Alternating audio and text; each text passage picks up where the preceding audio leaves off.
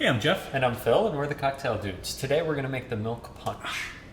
Delightful cocktail. And old. Yeah, it's punches were enjoyed a lot in the 1600s Yep. in Great Britain. Yep. There's some question as to whether they originated there in England or in India. Yeah, that's because they did a lot of trading for spices, especially in India. And punches are basically any kind of spirit, spices, which are often a tea, citrus, and sugar. Yeah.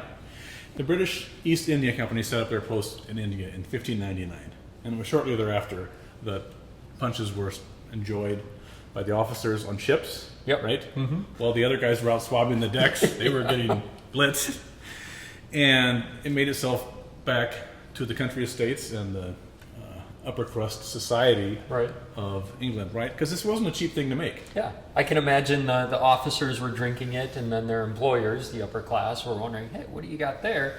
They started enjoying it because it's not cheap to get the spices or even the citrus. Yeah. It became more of an upper class thing. Lemons didn't grow on trees back then, Phil, you know.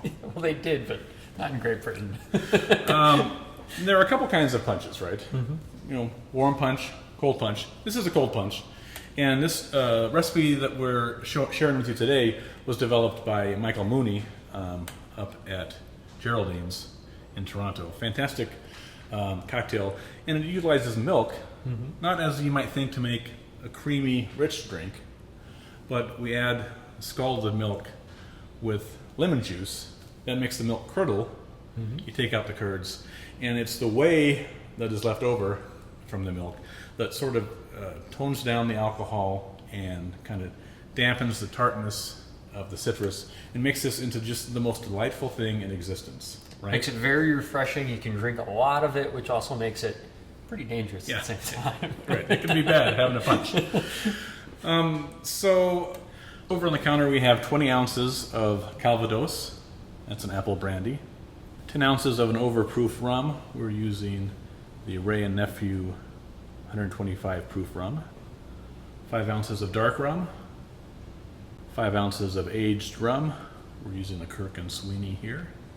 5 ounces of absinthe. 5 cups of milk. We're going to use that during the second part of this recipe.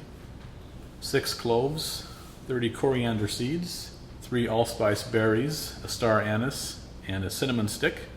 Some tea. We have 3 tablespoons of a strong tea. We're using a rooibos tea, and then 1 tablespoon of dried lavender flowers. 1 pound of sugar. We're using a superfine granulated sugar so it dissolves more easily, but you can use any type of granulated sugar. The peels from 8 lemons, and you just want the yellow portion of the lemon. You don't want any of that white pithy part, which is going to add bitterness. So just use a vegetable peeler and peel it very thinly. 8 ounces of fresh lemon juice and 2.5 ounces of lemon juice for the second part of the recipe. 24 ounces of pineapple juice. We use a fresh pineapple, so what we'll do is just cut off the skin from a pineapple, core it,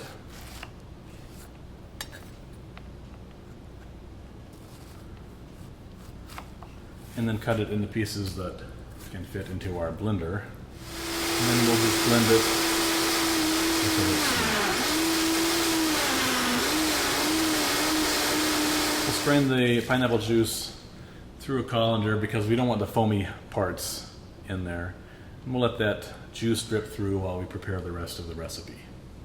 We're going to add our spices, except for the cinnamon stick, into a spice grinder.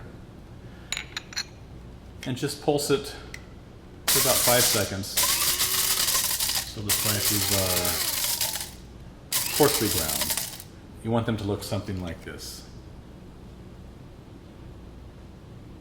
And then we make our tea, the 3 tablespoons of the rooibos tea and 1 tablespoon of lavender. To that we'll add 12 ounces of water that's almost to a boil and let that steep for about 4 minutes.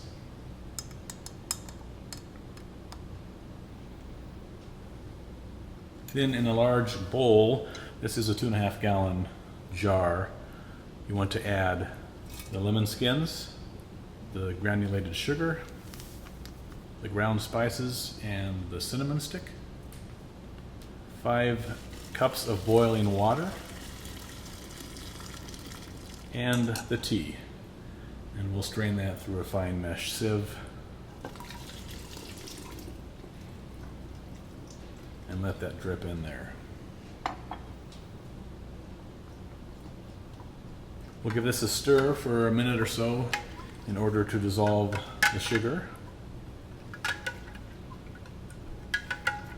And then let it sit on the countertop for about 20 minutes to cool.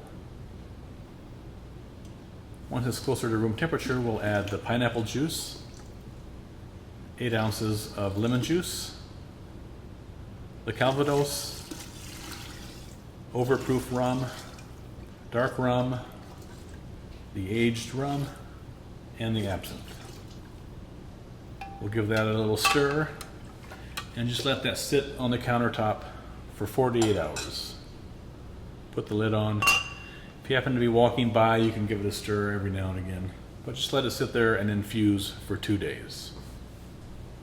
After 2 days, we'll pour the 5 cups of milk into a large sauce pot at the stove and turn on the flame to medium-low heat and just let that simmer briefly, stirring it frequently.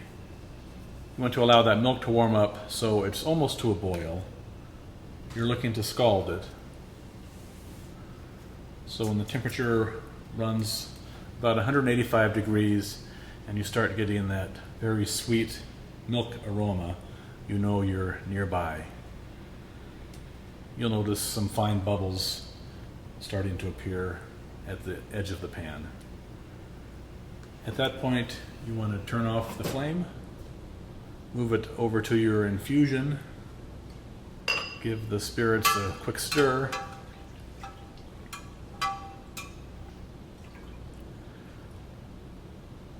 add 2.5 ounces of lemon juice, and then pour in the warm milk. It's going to curdle immediately, and just give it a quick little stir. Now we'll need to strain out the milk solids and the spices and cinnamon stick, and we do that by using this 5-liter jug which we got originally for our barrel-aged cocktails.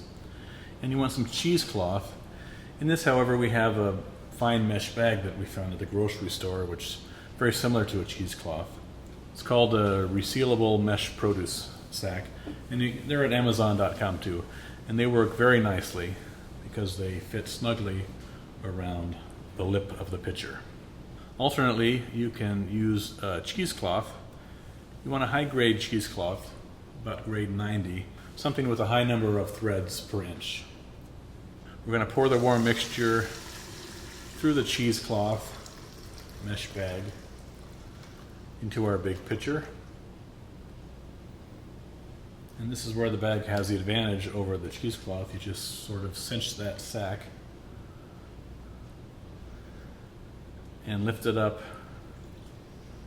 out of the pitcher and let the liquid work its way through the mesh into the pitcher. It'll come out copiously at first, and as it slows down, you want to just gently press on the bag to express the liquid, not being too aggressive, as you want to keep the solids inside the bag as best as you can. This process here will take about 10 minutes. Just go slow and be gentle. You're going to want to end up with about 4 3/4 liters of liquid. We let that sit on the countertop as we're cleaning up, and in that time the milk solids that passed through the mesh sort of accumulate at the bottom. And we're going to refilter all of this by putting a coffee filter into a fine mesh sieve and then pouring it through the coffee filter into a beaker with a spout. This is our 4-cup beaker that we're pouring it into. You're going to need to do this about 4 times to get all the liquid through there, And you're going to go through about a dozen coffee filters. So when one gets clogged and the fluid stops going through, just transfer it to a different coffee filter. You don't want to muck around by scraping a spoon along the bottom of the filter. Just put a new filter in. Once your beaker is full, it'll have this nice, pretty light amber appearance.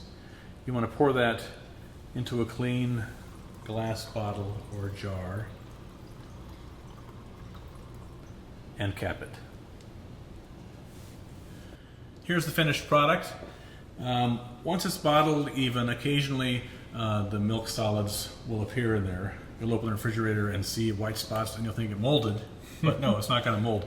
But if you get more milk solids in there, you can either A, let them settle and then pour off the liquid and decant it, or just run it through a double coffee filter again. Mm-hmm. And the whole process, it yields about 4 liters, and it will stay indefinitely in your refrigerator. Yeah. So we serve it straight from the refrigerator, no ice. We'll serve it either in a coupe glass or a English-styled teacup, and enjoy this time-consuming but really delightful cocktail that is really worth it. definitely worth the work. Enjoy. Cheers.